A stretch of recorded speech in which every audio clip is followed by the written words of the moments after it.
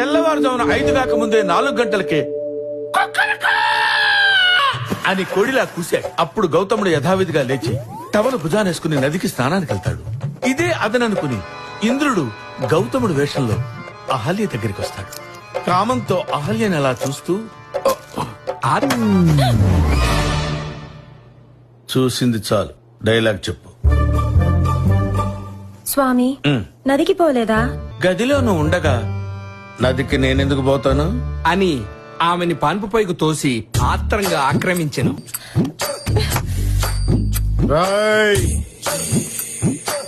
స్నానానికి వెళ్ళావు కదరా, అప్పుడే వచ్చావేంటి? కళ్ళు దుబ్బేంట్రా?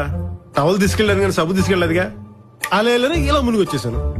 ఈసారి సబ్బు తీసుకెళ్లి శుభ్రంగా స్నానం చేసి వచ్చాయి. ఏంట్రా? సబ్బు తీసుకెళ్లి శుభ్రంగా స్నానం చేసి వచ్చాయి అంటున్నా. ఈ లోపల నా పెళ్ళంతో నువ్వేం చేస్తావురా? నేను ఇంద్రుణ్ణి ఏమైనా చేసుకుంటా.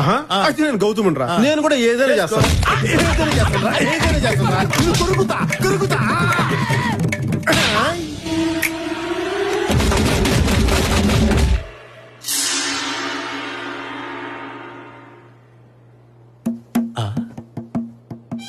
ఒక్కడు కొడితే ఇన్ని చేతులు ఫీల్ అవుతున్నానండి.